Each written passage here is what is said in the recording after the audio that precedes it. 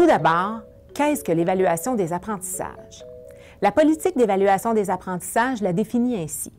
Il s'agit d'un processus qui consiste à porter un jugement sur les apprentissages à partir de données recueillies, analysées et interprétées en vue de décisions pédagogiques et administratives. Pour les élèves en apprentissage du français, ce même processus est utilisé afin d'apprécier le développement de leurs compétences. Mais pourquoi évaluer? Entendons-nous d'abord sur le fait que l'évaluation ne constitue pas une fin en soi et ne peut être considérée comme étant à part de l'apprentissage. Comme spécifié dans la politique d'évaluation des apprentissages, l'évaluation compte deux fonctions principales.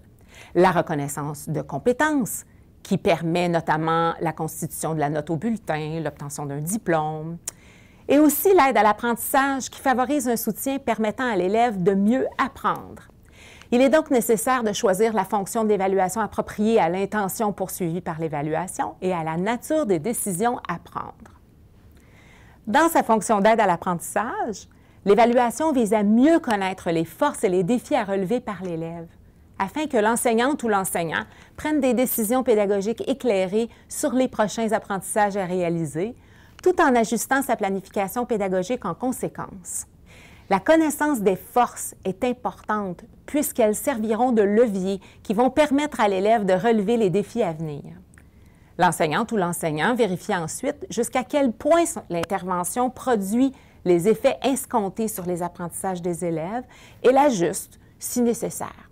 En gros, cette évaluation conduit à mettre en place pour l'ensemble des élèves des conditions propices à la réalisation des apprentissages prévus dans le souci de soutenir leur progression. Dans sa fonction de reconnaissance de compétences, l'évaluation vise à faire le point sur les acquis de l'élève, notamment pour en rendre compte, par exemple au bulletin, sinon pour prendre des décisions au sujet du cheminement scolaire de l'élève ou des services susceptibles de lui être offerts afin qu'il poursuive sa progression.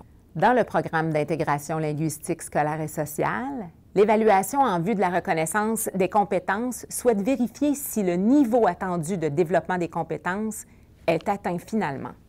Comment faire cette vérification?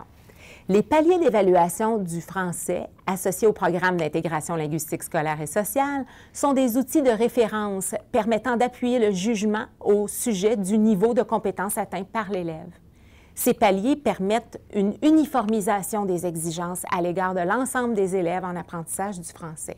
Malgré le fait que les différentes fonctions de l'évaluation revêtent des caractéristiques distinctes, elles doivent tout de même être perçues comme complémentaires.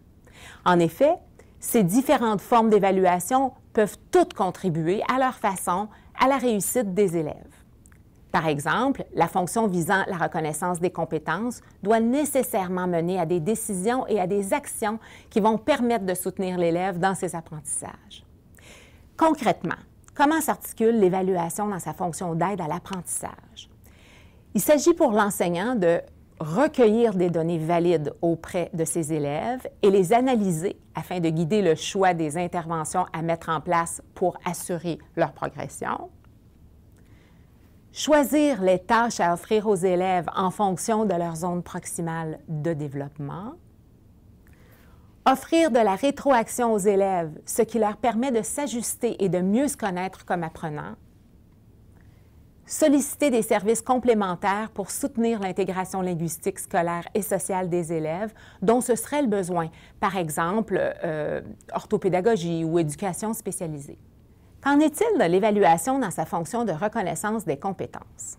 On peut l'utiliser pour déterminer le type de service de soutien à l'apprentissage du français à offrir à l'élève au moment de son arrivée à l'école, faciliter l'exercice du jugement au sujet du niveau de développement des compétences de l'élève tout en conservant des traces de ce développement dans le temps pour mieux apprécier la progression de ses apprentissages, produire des bulletins et prendre des décisions quant à l'arrêt, à la modification ou à la poursuite des services soutenant l'apprentissage de la langue française et finalement soutenir la prise de décision relative au cheminement de l'élève dans le système scolaire. Lorsque les exigences varient d'une classe à une autre, d'une école à une autre, il devient difficile de s'entendre sur le niveau de développement d'une compétence pour un même élève et facile de remettre en question le jugement des intervenants précédents. C'est la raison pour laquelle des balises uniformes comme les paliers d'évaluation du programme d'intégration linguistique scolaire et sociale sont importantes, au même titre que les exigences propres aux différents programmes du programme de formation de l'École québécoise.